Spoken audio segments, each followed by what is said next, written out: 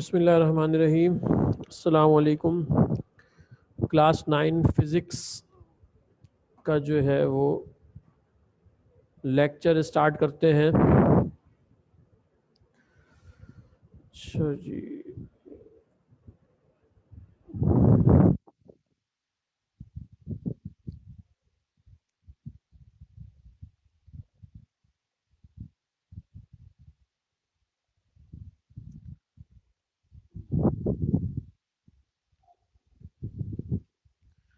अच्छा बेटा, कल के लेक्चर में जो है हम लोगों ने जो पढ़ा था उसको थोड़ा सा रिवाइज करते हैं। क्या क्या चीज़ें हमने पढ़ी थी उसको देखते हैं, फिर आगे की तरफ चलते हैं। सबसे पहले जो है वो हम लोगों ने मैटर की डेफिनेशन पढ़ी थी। मैटर की डेफिनेशन हमारे पास क्या है? Everything which has some weight, occupies some space and attracted by the earth is called matter। हर वो चीज़ जो वज़न रखती हो और जगह घेरती हो उसे हम क्या कहते हैं? मैटर कहते हैं। अच्छा जी, 3 बेसिक टाइप्स हैं हमारे पास, उसमें सॉलिड, लिक्विड, गैस, और चौथी मैंने आप लोगों को पढ़ाई थी प्लाज्मा। सही है जी, तो आगे चलते हैं। इसके बाद हम लोगों ने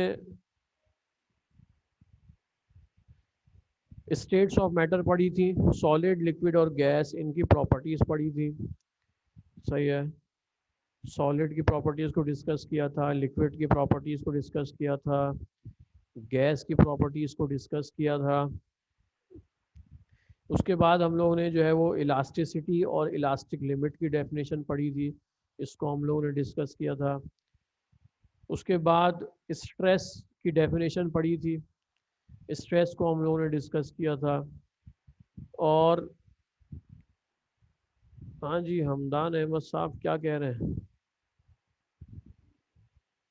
अच्छा, स्ट्रेस के बाद हम लोगों ने स्ट्रेन की डेफिनेशन पढ़ी थी, स्ट्रेन को डिस्कस किया था। फिर जो है वो काइंड्स ऑफ स्ट्रेन हम लोगों ने डिस्कस किए थे, जिसमें लॉन्गिट्यूडनल स्ट्रेन होता है, वॉल्यूमेट्रिक स्ट्रेन होता है। और उसके बाद हुक्स लॉ जो है वो मैंने आप लोगों को पढ़ाया था। फिर लास्ट मेरे ख्याल से हम लोगों ने ये पढ़ा था, नहीं इससे पहले यंग मॉडुलस हम लोगों ने पढ़ा था। इसकी एक छोटी सी जो है वो डेरिवेशन है, एक फार्मूला हम लोगों ने ड्राइव किया था। इसके बाद मैंने ये आप लोगों को पढ़ाया था Hooke's law applied to a helical spring. तो यहाँ तक की चीज़ें जो है वो हम लोगों ने कल जो है वो डिस्कस कर ली थी। सही है बेटा, आज जो है वो हम लोग आगे की तरफ चलते हैं, नेक्स्ट टॉपिक की तरफ।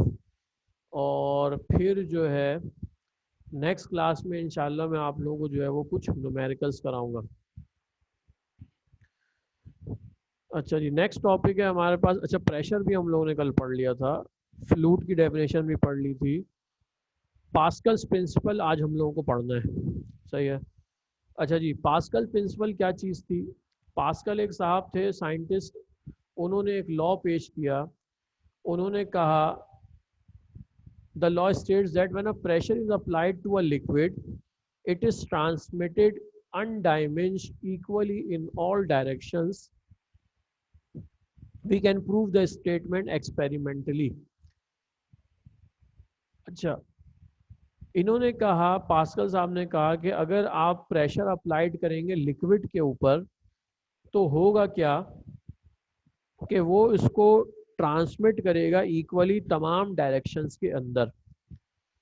इसको प्रूफ करने के लिए एक एक्सपेरिमेंट परफॉर्म किया गया। देखिए नीचे आपको जो ये पिक्चर नज़र आ रही है, ये पहली वाली जो लेफ्ट साइड पर है। सर प्रेशर लिक्विड की ड्राइव है, हाँ, क्या मतलब भाई? मुबशरा सोहेल, इतने ख़तरनाक सवाल ना पूछे बेटा कि समझ में ना आए। अच्छा जी, पहले ये देख लें उसके बाद पूछिएगा सवालात। तो हुआ क्या कि एक प्रैक्टिकल परफॉर्म किया गया। देखें आपको ये नज़र आ रहा है, ये जो आपके लेफ़्ट साइड पे जो फिगर है इसको देखें। इसमें ये जो एक सर्कुलर बॉडी आपको नज़र आ रही है, एक ग्लास की ट्यूब बनाई गई। सही है। अच्छा, इसको फिल किया गया वाटर से या किसी भी लिक्विड से, इसको जो है वो फिल कर दिया गया। अच्छा, उसके बाद ये जो 4 आपको इसको किनारे नज़र आ रहे हैं, इसके ऊपर लगाया गया पिस्टन। ये जो नज़र आ रहा है ये पिस्टन कहलाता है। पिस्टन का क्या मतलब होता है बेटा?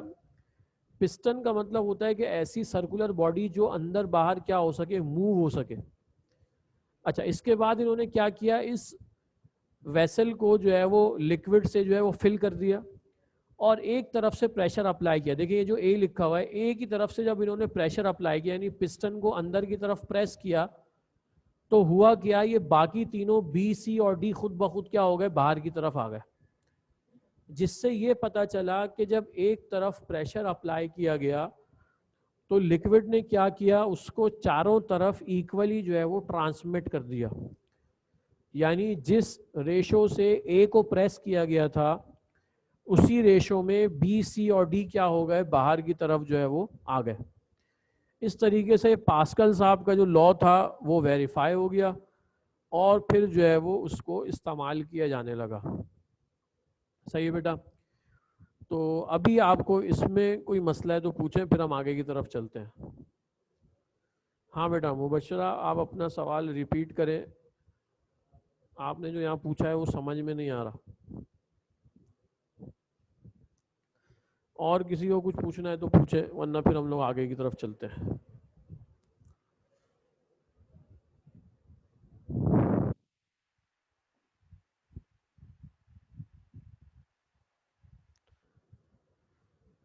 अच्छा जी, किसी को कुछ नहीं पूछना, चलें जी, सही है, आगे की तरफ चलते हैं।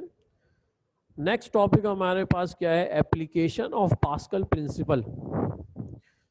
अच्छा, अब ये जो पास्कल का प्रिंसिपल है इसको अप्लाई करके जो है वो कुछ डिवाइसेस बनाई गई। उनमें सबसे पहली डिवाइस जो है वो है हमारे पास, there are 3 application of Pascal principle. Hydraulic brake system पहली है, दूसरी हमारे पास क्या है, हाइड्रोलिक लिफ्ट है, और तीसरी हमारे पास क्या है, हाइड्रोलिक प्रेस है। अच्छा जी, तो हुआ कुछ ऐसे, सबसे पहले मैं आप लोगों को हाइड्रोलिक लिफ्ट पढ़ाता हूँ। देखें ये जो लेफ्ट साइड पे आपको पिक्चर नज़र आ रही है जिसमें कार है, सर मैं कह रही हूँ नोट के क्वेश्चन नंबर 14 में drive an expression for pressure in liquid question है। अच्छा चलें, अभी वो नोट्स में से मैं आपको कराता हूँ, फिलहाल अभी आप यहाँ देखें, फिर नोट्स में आते हैं हम लोग। सही है जी? तो ये लेफ्ट साइड पे आपको एक पिक्चर नज़र आ रही है जिसके ऊपर कार बनी हुई है। तो ये जो है आपके कोर्स में इंक्लूड है, बाकी ये दोनों रिड्यूस हो चुकी हैं मगर इनको थोड़ा बहुत जो है हम लोग पढ़ लेंगे। अच्छा जी, तो ये कहलाती है हाइड्रोलिक लिफ्ट। ये जो पहली वाली फिगर है लेफ्ट साइड के ऊपर, ये कहलाती है हाइड्रोलिक लिफ्ट। इसमें होता क्या है, आपके पास ये 2 सिलेंडर्स हैं। देखिए एक ये सिलेंडर है पतला और एक ये सिलेंडर है थोड़ा चौड़ा। इसके अंदर दोनों तरफ पिस्टन लगे हुए हैं। देखें ये एक पिस्टन है और एक पिस्टन जो है वो यहाँ पे लगाया हुआ है जिसके ऊपर ये गाड़ी रखी हुई है। अच्छा, करते क्या है कि इस दोनों सिलेंडर को, यहाँ पे जो ब्लू ब्लू आपको नज़र आ रहा है ये किसी लिक्विड से भरा हुआ है। इसमें कोई लिक्विड जो है वो क्या कर दिया, इन्होंने फिल कर दिया। अच्छा, फिर क्या करते हैं, इसको जब यहाँ से ये प्रेस करेंगे, देखिए जो एरो आपको नज़र आ रहा है, ये रेड वाला जो एरो है, जब यहाँ से आप इस पिस्टन को प्रेस करेंगे तो ये वाटर क्या होगा, ये जो लिक्विड है ये आगे की तरफ बढ़ेगा और ये प्रेशर अप्लाई करेगा इसके ऊपर, और यहाँ से जो प्रेशर अप्लाई होगा ये क्या करेगा, इसको ऊपर की तरफ धकेल देगा। लिहाजा ये इसके ऊपर जो भी चीज़ रखी होगी वो क्या होगी, ऊपर की तरफ आ जाएगी। सही है?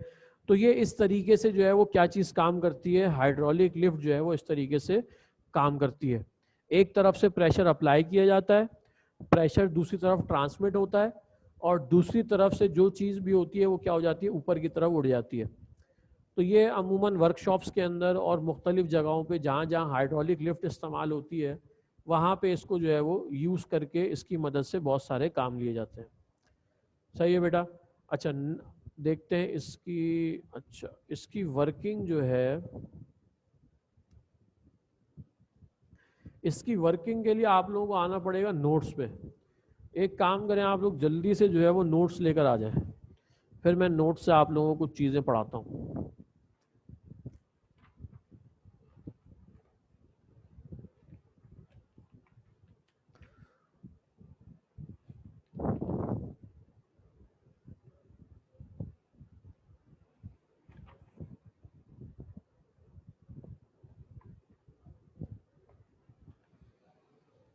पेज नंबर 70 से स्टार्ट हो रहा है, पेज नंबर 70 से स्टार्ट हो रहा है। देखें पहले प्रूफ ऑफ पास्कल लॉ जो हमने पीछे पढ़ा,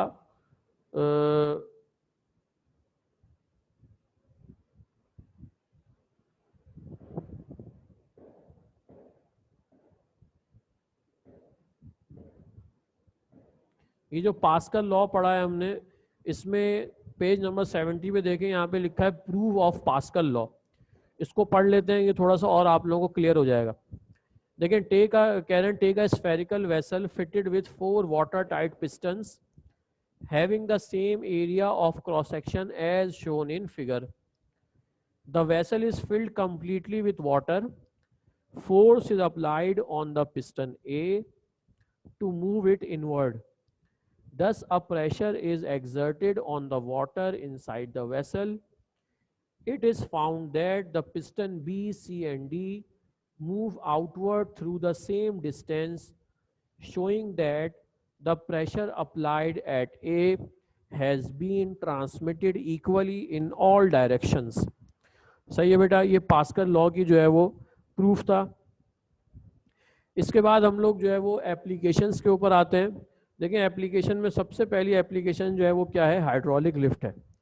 अब ये हाइड्रोलिक लिफ्ट की जो है वो फिगर मैंने आपको दिखाई, आपके नोट्स में बनी हुई भी है, पेज नंबर 71 के ऊपर। इसमें आप लोग कितना लिखेंगे, देखें मैं बताता हूँ। यहाँ से स्टार्ट करेंगे। In hydraulic lift narrow cylinder, narrow का मतलब होता है पतला, is connected with wider cylinder B, यानी चौड़ा cylinder B, and they are fitted with air tight piston. सही है, पेज नंबर 71 पे आ जाएं। पेज नंबर 71 में क्या लिखा है देखें, कह रहे हैं it is filled with some incompressible fluid. उसके अंदर कोई इनकम्प्रेसिबल फ्लूड जो है वो क्या किया जाता है, फिल कर दिया जाता है। बाय प्रेसिंग सिलेंडर ए, जब सिलेंडर ए को आप क्या करेंगे, प्रेस करेंगे, the pressure is transmitted equally according to Pascal principle to the piston of the cylinder B and B moves upward. This piston B is used as a platform for a car or any heavier object to be lifted. बस बेटा आप लोग यहीं तक लिखेंगे, इसके आगे जो मैथमेटिकल प्रूफ है और आगे जो लिखा है उसको लिखने की ज़रूरत नहीं। पेपर में जो सवाल आता है उसके अंदर आता है ये हाइड्रोलिक लिफ्ट की इसको कंस्ट्रक्शन और वर्किंग लिखने के लिए आती है, और उसके साथ साथ आपको ये फिगर बनानी है। तो मैथमेटिकली प्रूफ से पहले पहले जो कुछ है वो सब आप लिखेंगे और फिगर भी जो है वो उसकी ड्रॉ करेंगे। सही है जी। तो ये जो है हम लोगों ने क्या किया, application of pascal law hydraulic lift जो है मैंने आप लोगों को पढ़ाया। अच्छा जी, इसमें कुछ पूछना है तो पूछें, फिर आगे हम लोग चलते हैं नेक्स्ट की तरफ। अच्छा जी, महानूर नईम कह रही है इनकम्प्रेसिबल का क्या मतलब होता है। बेटा इनकम्प्रेसिबल का मतलब है ऐसी चीज़ जिसको आप कंप्रेस यानी दबा ना सके। जैसे पानी है, देखिए पानी को जो आप जब भी प्रेस करेंगे तो वो होगा क्या, कहीं ना कहीं से बाहर निकल आएगा। सही है। जैसे फॉर एग्जांपल अगर ग्लास है, ग्लास में पानी है, आप उसको प्रेस करें किसी चीज़ से तो वो ग्लास से बाहर आ जाएगा। यानी ऐसा नहीं हो सकता कि पानी के मॉलिक्यूल आपस में करीब करीब हो जाएं। जैसे फॉर एग्जांपल एक रबर है आपके पास, रबर को जब आप दबाएंगी तो उसका वो दब जाएगा, उसके मॉलिक्यूल आपस में करीब करीब आ जाएंगे, मगर उसे कहते हैं कंप्रेसिबल। और इनकम्प्रेसिबल वो चीज़ है कि जिसको आप दबाएं तो वो करीब करीब नहीं आएगा, बल्कि क्या हो जाएगा, वो फोर्स लगा के बाहर की तरफ निकल आएगा। सही है जी। अब जैसे कुछ गैसेज होती हैं, sir illustration of pascal law और हाइड्रोलिक लिफ्ट दोनों की डायग्राम बनानी है। देखिए बेटा दोनों अलग अलग सवाल आएंगे। अताउर रहमान कह रहे हैं कि दोनों अलग अलग सवाल हैं। जब आपसे पूछा जाए कि डिस्क्राइब द ये प्रूफ द पास्कल लॉ, तो आप वो उसकी डायग्राम बनाएंगे। और जब आपसे कहा जाए कि define the hydraulic lift, draw the diagram, तो फिर आप जो है वो हाइड्रोलिक लिफ्ट की डायग्राम बनाएंगे। सही है। ये दोनों अलग अलग सवाल हैं, एक ही सवाल नहीं है, पेपर में अलग अलग आएगा। अच्छा जी, तो और कुछ आप लोगों को पूछना है तो पूछें। अच्छा, मुबशरा जो कह रही थी कि क्वेश्चन नंबर 14 आपने नहीं करवाया, तो बेटा ये इंशाल्लाह जो है मैं आप लोगों को या तो नेक्स्ट क्लास में करवा दूंगा, या तो फिर जब आप लोग फिज़िकल आएंगे इंशाल्लाह तो उस वक्त जो है वो मैं आपको लिखवा दूंगा, करवा दूंगा डेरिवेशन। अच्छा, कॉन्सेप्शन ऑफ वर्किंग लिखा है तो पूरा आंसर करना है। कॉन्सेप्शन ऑफ वर्किंग नहीं बेटा, construction and working, construction and working नहीं, सिर्फ हाइड्रोलिक लिफ्ट लिखना होगा, क्योंकि आपके कोर्स में सिर्फ हाइड्रोलिक लिफ्ट है। हाइड्रोलिक ब्रेक्स और हाइड्रोलिक प्रेस ये दोनों जो है वो आपके कोर्स से जो है वो कैंसिल हो गए। सही है जी। अच्छा जी, तो आगे की तरफ चलते हैं। हाइड्रोलिक ब्रेक्स देखें, यहाँ पे सबसे पहले हाइड्रोलिक ब्रेक की जो है वो फिगर आप लोग जो है वो अपनी स्क्रीन पे देखें। यहाँ पे ये जो आपको फिगर नज़र आ रही है, इसको मैं आप लोगों को समझाने की कोशिश करता हूँ। थोड़ा सा ज़रा टिपिकल है, मगर टेंशन लेने की ज़रूरत इसलिए नहीं है क्योंकि ये कोर्स में है नहीं, ये सिर्फ आप लोगों को समझाने के लिए। देखें, ये गाड़ी के ब्रेक सिस्टम है जो गाड़ी में लगा हुआ होता है। ये जो ऊपर सबसे ऊपर आपको पैडल नज़र आ रहा है, ये वो ब्रेक पैडल है जो ऊपर से प्रेस किया जाता है। अच्छा जी, ये ब्रेक पैडल आगे ज्वाइन होता है किससे? मास्टर सिलेंडर से। एक सिलेंडर है, इसके अंदर एक स्पेशल फ्लूइड जो है वो क्या हुआ है, भरा हुआ है। सही है, जिसे हम ब्रेक ऑयल कहते हैं। सही है। अच्छा, ये एक सिलेंडर आगे की तरफ ये पाइपलाइन जा रही है और यहाँ से ये अटैच है इसके अंदर, ये है ब्रेक शू पूरा। ये जो आपको नज़र आ रहा है सर्कुलर, ये पूरा ब्रेक शू है। सही है जी। अच्छा, ये व्हील सिलेंडर है। होता क्या है कि जब यहाँ से पैडल को प्रेस करते हैं तो पैडल को प्रेस करने की सूरत में यहाँ से ये जो लिक्विड भरा हुआ है ये आगे की तरफ आता है, और ये जो खाली जगह आपको नज़र आ रही है जिसमें व्हील सिलेंडर जो लिखा हुआ है, यहाँ पे आके ये जो ऑयल है ये भर जाता है, और इस भरने की वजह से ये जो ब्रेक शूज हैं ये दूर दूर हो जाते हैं। जब इनके अंदर भरता है ऑयल तो ये दोनों आपस में दूर दूर हो जाते हैं, और ये ब्रेक शू जो है वो क्या करते हैं, व्हील को जाके जो है वो पकड़ लेते हैं, यानी व्हील के साथ जाके अटैच हो जाते हैं, और उससे व्हील क्या हो जाता है, स्टॉप हो जाता है। सही है जी। तो ये इस तरीके से जो है वो वर्किंग होती है इसकी। ये इसकी यूट्यूब के ऊपर जो है बहुत सारी वीडियोस मौजूद हैं, अगर आप लोग वहाँ पे जो है वो सर्च करेंगे कि वर्किंग ऑफ हाइड्रोलिक ब्रेक्स, तो वहाँ पे आप लोगों को बहुत सारी जो है वो वीडियोस मिल जाएंगी, जिसके ज़रिए से आप आसानी से जो है वो इसको समझ सकते हैं। सही है बेटा। तो ये जो है मैंने आप लोगों को हाइड्रोलिक लिफ्ट समझाया, हाइड्रोलिक ब्रेक समझाया। तीसरी हमारे पास जो एप्लीकेशन है वो क्या है, हाइड्रोलिक प्रेस है। अच्छा, हाइड्रोलिक प्रेस और हाइड्रोलिक लिफ्ट बिल्कुल एक जैसे हैं, दोनों में कोई फ़र्क नहीं है। बस ये हाइड्रोलिक प्रेस के ऊपर यहाँ पे ये जो आपको थर्ड पिक्चर नज़र आ रही है जो F2 लिखा हुआ है, यहाँ पे कोई ऐसी चीज़ रखी जाती है जिसके ज़रिए से कुछ प्रेस करना हो। सही है। प्रेस का मतलब जो है वो जो प्रेस मशीन होती है जहाँ पे चीज़ों को जो है, जहाँ पे न्यूज़पेपर्स और मुख्तलिफ़ चीज़ें जो है प्रिंट की जाती हैं, वहाँ पे भी इस्तेमाल होता है। या किसी चीज़ को आपको यहाँ से फोर्स लगा के प्रेस करना हो तो उस सूरत में भी आप क्या कर सकते हैं, इसको इस्तेमाल कर सकते हैं। अच्छा, तो आप लोगों को याद क्या करना है, सिर्फ जो है वो हाइड्रोलिक लिफ्ट आप लोग याद करेंगे। इन तीनों में से हाइड्रोलिक लिफ्ट, हाइड्रोलिक ब्रेक और हाइड्रोलिक प्रेस में से सिर्फ और सिर्फ हाइड्रोलिक लिफ्ट आप लोग याद करेंगे। सही है बेटा। हाइड्रोलिक लिफ्ट से मुताल्लिक आप लोगों को कुछ पूछना है तो पूछें, वरना फिर हम लोग आगे बढ़ते हैं।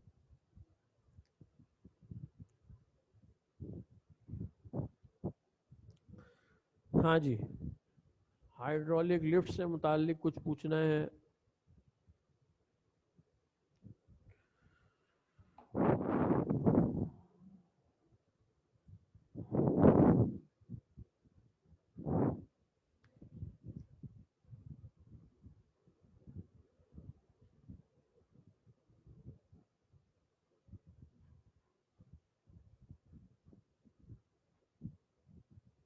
अच्छा जी, लगता है सबको सब समझ में आ गया, किसी को कुछ नहीं पूछना।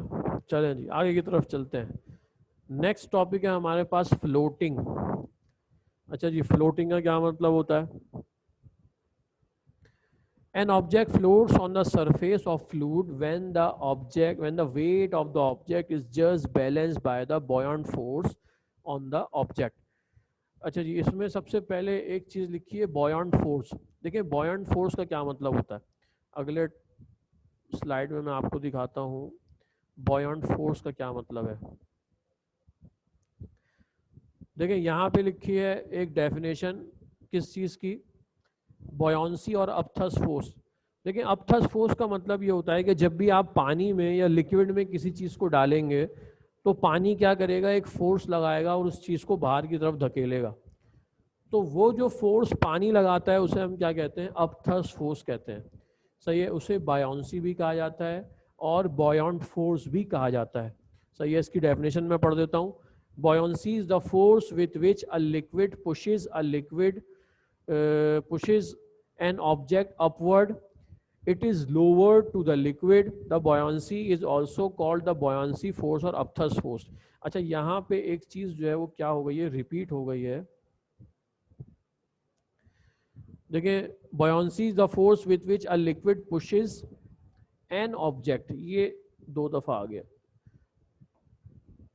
pushes an object upward when it is lowered to the liquid। जब भी पानी में किसी चीज को डालेंगे तो पानी क्या करेगा, उसको ऊपर की तरफ धक्का देगा और इस चीज को हम लोग क्या कहते हैं, बॉयंसी कहते हैं और अपथस फोर्स कहते हैं। सही है जी, ये वाली लाइन यहाँ से कैंसिल हो जाएगी। अच्छा जी, तो ये अपथस फोर्स होती है। अब आते हैं ज़रा पीछे की तरफ। पीछे हमारे पास क्या था, फ्लोटिंग। तो फ्लोटिंग क्या चीज़ है कि जब भी आप किसी चीज़ को पानी में डालते हैं तो या तो वो चीज़ पानी के अंदर चली जाती है, या तो वो पानी के ऊपर रहती है, या तो पानी के दरमियान में रहती है। सही है, तो अब ये कब होता है, इसकी देखिए तीन कंडीशन है। इन तीनों कंडीशंस को पढ़ते हैं। सबसे पहली कंडीशन हमारे पास है, कह रहे हैं if the weight of the body is more than the upthrust it sinks. देखें ये बीच वाली डायग्राम, देखें ये बीच वाली डायग्राम में अगर इसका वेट ज़्यादा होगा तो वो बॉडी क्या हो जाएगी, डूब जाएगी।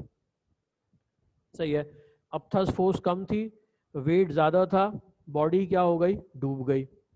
अच्छा जी, दूसरी चीज़ हमारे पास क्या है, if the upthrust is more than the weight of the body it floats. अगर अपथर्स जो है वो आपके पास ज़्यादा होगा तो बॉडी क्या हो जाएगी, ऊपर की तरफ आ जाएगी। देखें ये वाली चीज़ जो पहली वाली फिगर है, इसके अंदर ये बॉडी जो है वो क्या हो गई, ऊपर की तरफ आ गई। अच्छा जी, तीसरी चीज क्या कह रहे हैं, if the upthrust and the weight of the body becomes equal it will neither sink nor float but remain in liquid. ये तीसरी वाली फिगर देखें, तीसरी वाली फिगर में क्या कह रहे हैं कि अगर दोनों चीजें बराबर होंगी तो यानी ये नीचे जाएगी ना ये ऊपर जाएगी, बल्कि दरमियान में रहेगी। सही है, तो इस वाली चीज को हम लोग क्या कहेंगे, ये तीसरी वाली कंडीशन है। जो तीसरी फिगर है वो तीसरी कंडीशन है। तो फ्लोटेशन की हमारे पास टोटल जो है वो तीन जो है वो कंडीशन होती हैं। पहली कंडीशन ये बीच वाली है, जब वेट ज़्यादा होगा तो बॉडी अंदर चली जाएगी, इसे हम कहते हैं सिंक। जब अपथर्स ज़्यादा होगा तो बॉडी ऊपर आ जाएगी, जिसे हम कहते हैं फ्लोट।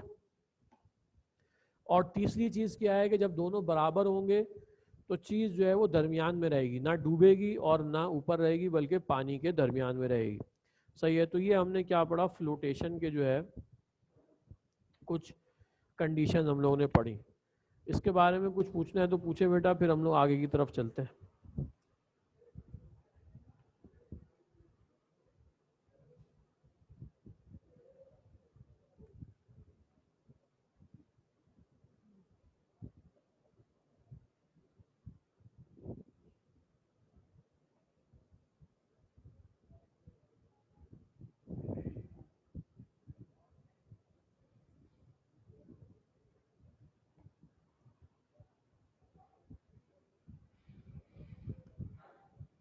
हाँ बेटा, किसी को कोई सवाल है तो पूछे, वरना फिर हम लोग आगे तरफ चलते हैं।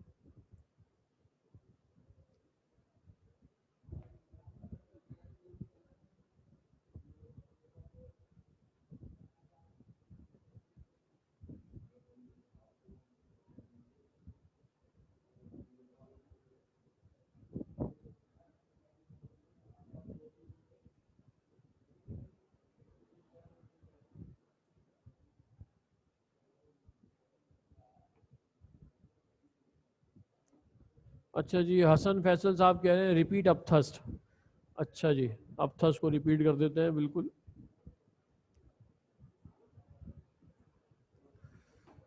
अच्छा जी, देखें ये मैं आप लोगों को जो है वो, अपथस का मतलब ये होता है कि बेटा जब भी लिक्विड में आप किसी चीज़ को डालेंगे तो लिक्विड क्या करेगा, उसको बाहर की तरफ धकेलेगा। तो वो फोर्स जो लिक्विड लगाता है उसे हम क्या कहते हैं, अपथस फोर्स कहते हैं। सही है बेटा। अब आप लोग ज़रा अपने नोट्स निकालें, कुछ चीज़ें मैं आप लोगों को नोट्स में से करवाता हूँ। स्टार्ट करते हैं हम लोग कहाँ से, चैप्टर के स्टार्टिंग से। पेज नंबर आप लोग आ जाएं किस पे, 65। पेज नंबर 65 पे आ जाएं ज़रा।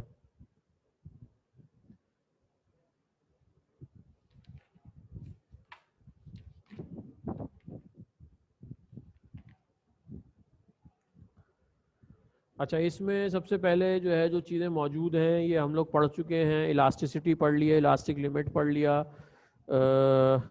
और इसके साथ साथ जो है वो स्ट्रेस भी पढ़ लिया है, स्ट्रेन भी मैंने पढ़ा दिया आप लोगों को।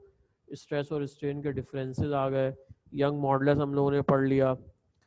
अच्छा जी, एक क्वेश्चन नंबर 11 है, ज़रा क्वेश्चन नंबर 11 देखें। बेटा आर्किमिडीज प्रिंसिपल आप लोगों को पढ़ाऊंगा, मगर इसकी जो डेरिवेशन है ये यहाँ समझाना पॉसिबल नहीं है। ये आप लोगों को इंशाल्लाह जो है मैं फिजिकल क्लास में समझाऊंगा। क्वेश्चन नंबर 18 जो है आर्किमिडीज प्रिंसिपल। सही है।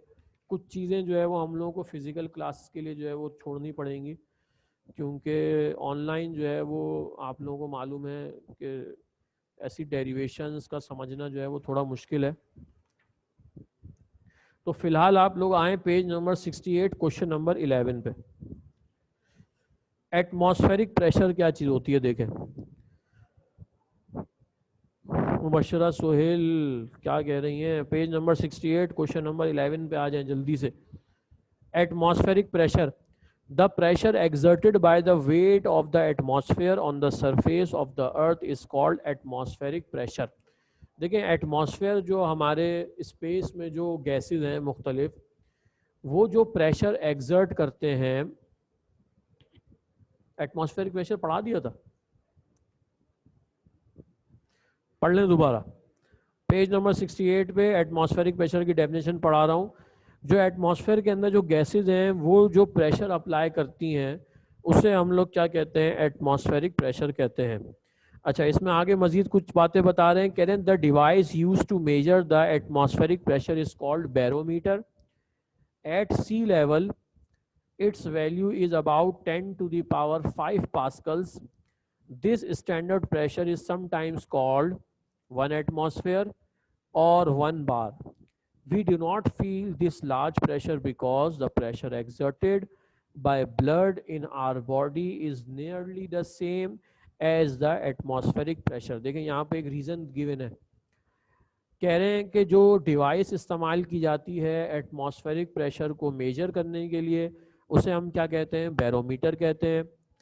अच्छा, सी लेवल के ऊपर जो हमारा प्रेशर होता है वो कितना होता है, 10 टू दी पावर 5 पास्कल्स के बराबर होता है। और इस स्टैंडर्ड प्रेशर को 1 एटमॉस्फेयर भी कहा जाता है। अच्छा, अब ये इतना ज़्यादा प्रेशर है मगर हमें महसूस नहीं होता। उसकी वजह क्या है, देखें अल्लाह ताला ने कैसा निज़ाम कायम किया है कि इंसान के जो बॉडी के अंदर जो ब्लड सर्कुलेट कर रहा होता है उसका प्रेशर और एटमॉस्फेरिक प्रेशर अल्लाह ताला ने दोनों को क्या कर दिया, बराबर कर दिया। अब उसकी वजह से होता क्या है कि हमें जो है हमारे ऊपर जो प्रेशर लग रहा होता है वो फील नहीं हो रहा होता। सही है, क्योंकि हमारे अंदर जो प्रेशर है वो और बाहर जो प्रेशर है वो दोनों क्या है, बराबर हैं। और जब दोनों प्रेशर्स बराबर हैं तो हम लोग किस पोजीशन में आ गए, इक्विलिब्रियम पोजीशन में आ गए। इक्विलिब्रियम पोजीशन क्या होती है ये आप लोग पढ़ चुके हैं, डिटेल में मैंने आप लोगों को पढ़ाया चैप्टर नंबर 6 के अंदर। तो जब दोनों इक्विलिब्रियम पोजीशन में आ जाते हैं तो लिहाजा हमें जो है ये बाहर का जो बहुत बड़ा प्रेशर है एटमॉस्फेयर का वो हमें महसूस नहीं होता। सही है बेटा। तो ये जो क्वेश्चन नंबर 11 की लास्ट 2 लाइंस हैं, we do not feel this pressure, ये जो है रीजंस के तौर पे आ सकता है। सवाल आता है रीजन में कि why do we not feel the pressure of atmosphere, या why do not feel the atmospheric pressure. तो इसमें जो है वो आप लोग ये रीज़न लिखेंगे। सही है। अच्छा जी, आगे की तरफ चलते हैं। आप लोग आ जाएं अब पेज नंबर 73 पे। पेज नंबर 73 पे देखें, क्वेश्चन नंबर 21 है हमारे पास। ये क्वेश्चन भी जो है वो रीजन से रिलेटेड है। कह रहे हैं explain why an iron ships floats while a piece of stone sinks in water. कह रहे हैं कि एक्सप्लेन करें कि क्यों एक आयरन जो है, यानी आयरन का जो पीस है, यानी हाँ आयरन की जो शिप है वो पानी के ऊपर रहती है, जबकि अगर आप एक पत्थर फेंकें तो वो क्या हो जाएगा, अंदर चला जाएगा। इसकी वजह आपसे पूछी जा रही है। अब देखें, ये मैं यहाँ से पढ़ता हूँ फिर आप लोगों को समझाता हूँ। कह रहे हैं a ship is constructed in such a way that the density of the ship will be less than the density of water displace by it to move over. कह रहे हैं शिप को इस तरीके से बनाया जाता है कि उसकी जो डेंसिटी है वो density of ship will be less than the density of water. Water की डेंसिटी से क्या होती है, कम होती है। अच्छा, डेंसिटी का मतलब मैं आप लोगों को पहले हो सकता है मैंने बताया, और डेंसिटी का फॉर्मूला होता है मास डिवाइडेड बाय वॉल्यूम। अच्छा, यानी किसी मखसूस जगह के ऊपर कितना मास मौजूद है उसे हम क्या कहते हैं, डेंसिटी कहते हैं। अच्छा, अब शिप जो है वो उसका साइज इतना ज़्यादा होता है कि उसकी डेंसिटी पानी की डेंसिटी के मुकाबले में क्या हो जाती है, कम हो जाती है। अच्छा जी, the volume of ship is very large, आगे पढ़ रहा हूँ मैं। The volume of ship is very large and hence the upthrust on it is also very large. Ship का वॉल्यूम जो है वो बहुत ज़्यादा होता है, लिहाजा उसके ऊपर जो अपथर्स्ट फोर्स अप्लाई हो रही होती है वो भी क्या होती है, बहुत ज़्यादा होती है। This upthrust not only neutralize the weight of the ship but provides some additional upward force on the ship. तो ये अपथर्स्ट फोर्स क्या करती है, शिप के वेट को न्यूट्रलाइज कर देती है, न्यूट्रल कर देती है, और इसके साथ साथ उसको एडिशनल अपवर्ड फोर्स भी क्या करती है, प्रोवाइड करती है। The ship therefore does not sink in water, लिहाजा वो शिप जो है वो पानी के अंदर जो है वो डूबती नहीं है। A piece of stone sinks in water because its weight is greater than the upthrust force. अच्छा, अब क्योंकि वो पत्थर का जो टुकड़ा है उसका वेट जो है वो क्या होता है, पानी की अपथर्स्ट फोर्स के मुकाबले में ज़्यादा होता है, उसका एरिया भी क्या होता है, कम होता है, लिहाजा वो पानी के अंदर क्या हो जाता है, डूब जाता है। और शिप जो है वो पानी के अंदर अपने वॉल्यूम और अपनी डेंसिटी की वजह से जो है वो क्या होती है, डूबती नहीं है। सही है बेटा। तो ये क्वेश्चन नंबर 21 जो है ये भी अमूमन जो है वो उसके अंदर आता है, रीजंस के अंदर ये सवाल जो है वो आ सकता है। क्वेश्चन नंबर 22 देखें। क्वेश्चन नंबर 22 में कह रहे हैं right the condition for the motion of submarine in water. जो सबमरीन होती है वो पानी के अंदर किस तरीके से चलती है। देखिए, सबमरीन आप लोगों को पता है दोनों कंडीशन में मूव होती है, पानी के अंदर भी चल सकती है और पानी के बाहर भी चल सकती है। अब उसके अंदर ऐसा क्या सिस्टम है कि वो पानी के अंदर जब चाहे चले जाए और जब चाहे पानी से बाहर आ जाए, तो ये पढ़ लेते हैं ज़रा। कह रहे हैं submarines can float on the surface of water and when is needed they can dive in water. Submarine पानी के ऊपर भी चल सकती हैं और जब ज़रूरत पड़ती है तो वो पानी के अंदर भी जा सकती हैं। अच्छा जी, कैसे? Submarines are fitted with large hollow ballast tank. Submarine के अंदर जो है वो लार्ज जो है वो बैलेस्ट टैंक्स होते हैं, टैंक्स लगे हुए होते हैं। बैलेस्ट टैंक का मतलब ऐसे टैंक जिनके अंदर एयर भी हो सकती है और वाटर भी हो सकता है। To dive in water the submarine takes water into hollow tanks. होता क्या है कि जब उसको पानी के अंदर जाना होता है तो वो अपने टैंक्स में जो है वाटर को फिल कर लेती है। अब जब उसने वाटर को टैंक में फिल कर लिया, अब वो भारी हो जाएगी। अब भारी होने से वो क्या हो जाएगी, पानी के अंदर चली जाएगी। This increases the weight of submarine and it submerges in water. इसकी वजह से क्या होगा, उसका वेट बढ़ जाएगा और वो पानी के अंदर क्या हो जाएगी, चली जाएगी। To bring the submarine onto the surface, extra load due to the water in the tank is removed. अच्छा, अब उसके अंदर कुछ इस किस्म की मोटर्स होती हैं कि जब वो चाहें उसके अंदर से जो है वो पानी को निकाल दें और उस पानी के जगह हवा भर जाए। तो अब जब सबमरीन को ऊपर आना होता है तो वो क्या करते हैं, उस टैंक में से पानी बाहर निकाल देते हैं और उसके अंदर हवा भर जाती है। अब हवा भरने से वो हल्की हो जाती है और हल्की होने की वजह से क्या हो जाती है, ऊपर आ जाती है। This is done by forcing compressed air into the tank which expels water from the tank. सही है, उसके टैंक्स में जो है वो प्रेशर से हवा भरी जाती है जिससे पानी बाहर निकल जाता है और उसके अंदर जो है वो हवा भर जाती है। तो इस तरीके से सबमरीन को जो है वो जब ऊपर जाना होता है तो वो टैंक में से पानी निकाल के हल्की हो जाती है, ऊपर आ जाती है। जब पानी के अंदर जाना होता है तो अपने टैंक्स में जो है वाटर फिल कर लेती है, हैवी हो जाती है और पानी के अंदर जो है वो चली जाती है। सही है बेटा। तो ये दो सवाल जो है मैंने आप लोगों को पढ़ा है। इसके बाद क्वेश्चन नंबर 23 देखें। Question number 23, kinetic molecular theory of matter. बेटा ये आप लोग केमिस्ट्री में भी पढ़ चुके हैं, तकरीबन वही चीज़ है, पढ़ लेते हैं, यहाँ पे भी आपके इंक्लूड है। According to this theory matter is made of tiny particles called molecules and atoms. इस थ्योरी के मुताबिक एटम जो है वो टाइनी पार्टिकल से मिलके बनता है जिसे हम क्या कहते हैं, एटम कहते हैं। अच्छा जी, the molecules of matter are in continuous rapid motion. जो मॉलिक्यूल्स होते हैं मैटर के वो मुसलसल जो है वो किस में होते हैं, मोशन में होते हैं, मूव होते रहते हैं। अच्छा जी, उसके बाद क्या कहा जा रहा है, the difference between solid liquid and gaseous state are due to the distance.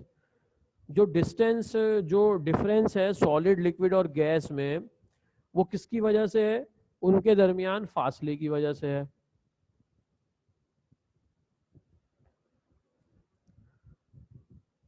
अच्छा जी, उसके बाद क्या कहा जा रहा है, देखें उसके बाद कह रहे हैं कि ये तीनों पॉइंट जो है मैंने आप लोगों को पढ़ के बता दिए।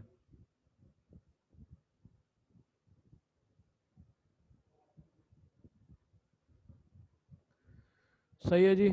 तो ये काइनेटिक मॉलिक्यूलर थ्योरी जो है वो हम लोगों ने यहाँ पे जो है वो पढ़ ली। और आगे की तरफ चलें। इसके बाद जो टॉपिक्स हैं वो आपके कोर्स में इंक्लूड नहीं है, तो जो है बस यहीं तक रखते हैं।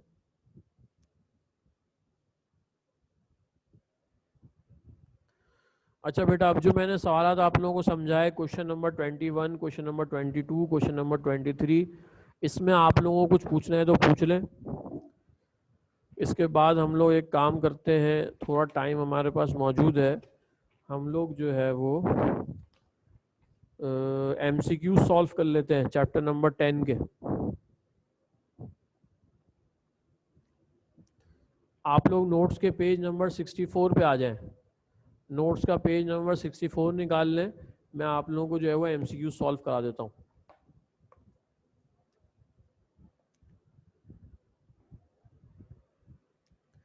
पता नहीं आप लोग क्लास में मौजूद भी हैं कि सब चले गए कहीं, कोई मैसेज नहीं आ रहा, कोई सवाल नहीं पूछ रहा, कोई रिएक्शन नहीं है।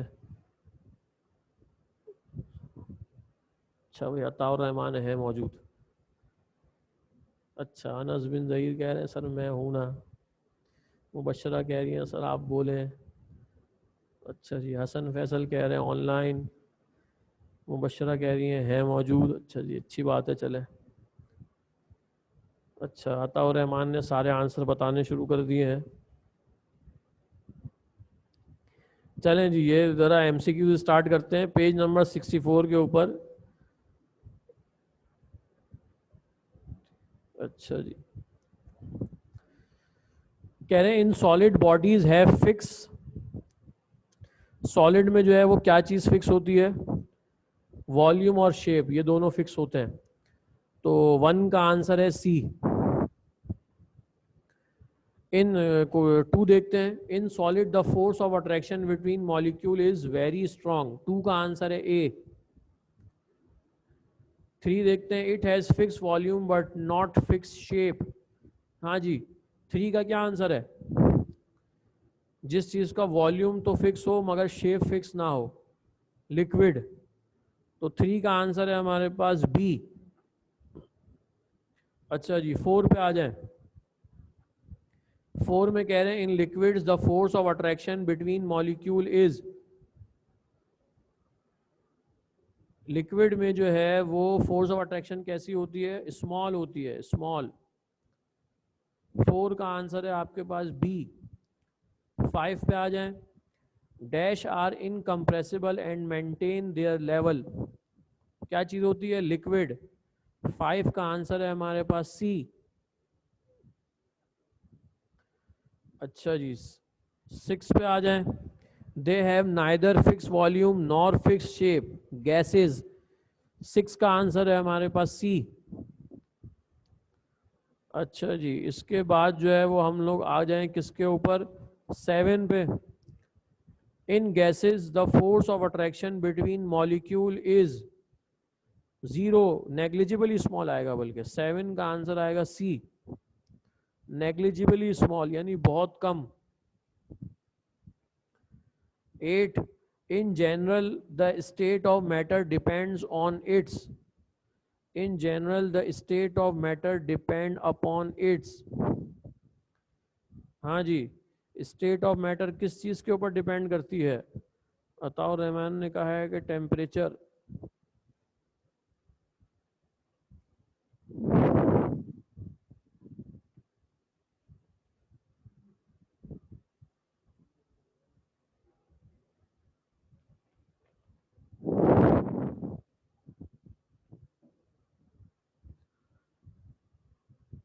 अच्छा जी अनस बिन जहीर कह रहे हैं डेंसिटी।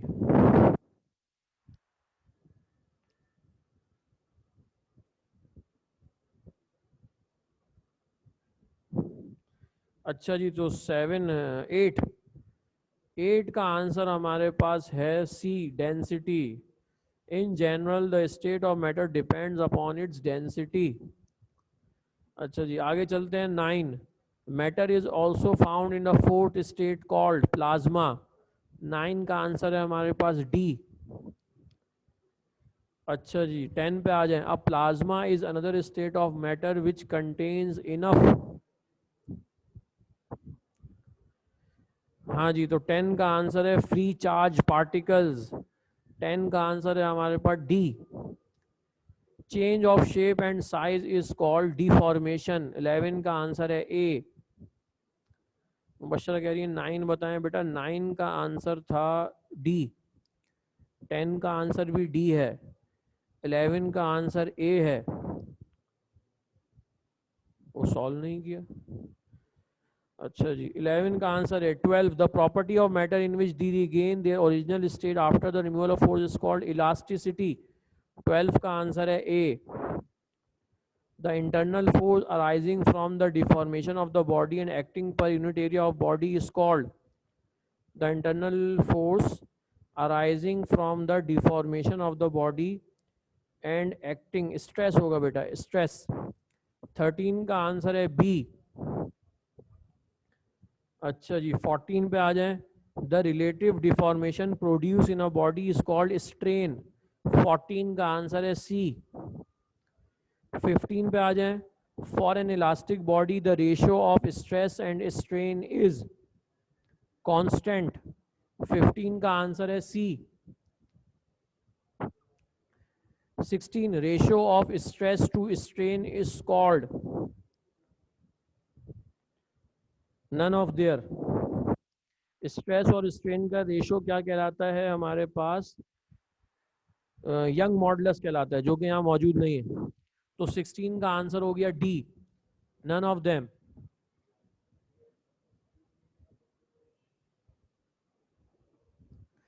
17 पे आ जाएं, for any elastic body stress is proportional to the strain, this is the statement of Young's law, 17 का आंसर है सी। हुक्स लॉ, हाँ नहीं सही सही सही, सॉरी 17 का आंसर है डी, हुक्स लॉ। अच्छा जी if L is the original length and delta L is the change in length, then delta L upon L किसके बराबर होता है, स्ट्रेन के बराबर होता है, लॉन्गिट्यूडिनल स्ट्रेन। 18 का आंसर है डी। 19 में कह रहे हैं the ratio of stress to the longitudinal strain is called, the ratio of stress to the longitudinal strain is called Young modulus होता है, जो कि यहाँ मौजूद नहीं है।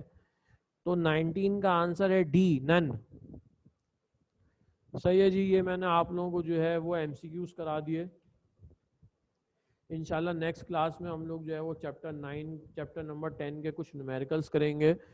अच्छा जी, मुबशरा कह रही हैं 12 बता दें। अच्छा जी बेटा, अभी बता देते हैं। 12 का आंसर क्या था? The property of matter in which regain their original state after elasticity था बेटा। 12 का आंसर ए था।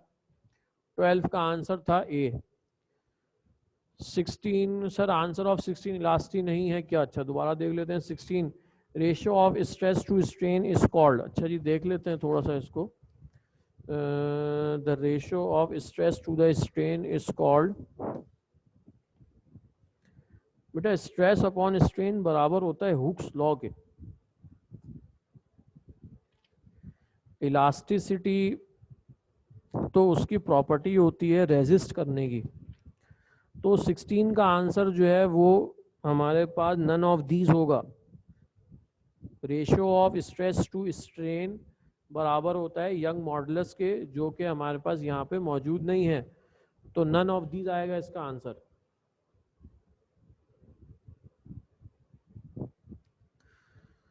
चलें बेटा, मुबशरा कह रही हैं 7 बताएं। In gases the force of attraction between molecules negligibly small, बहुत कम होती है, ना होने के बराबर।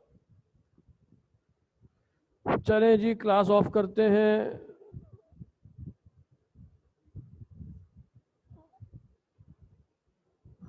नेक्स्ट थर्सडे इंशाल्लाह जो है वो आप लोगों से मुलाकात होगी। 7 का आंसर बताया तो बेटा, 7 का आंसर है सी। 7 का आंसर है सी।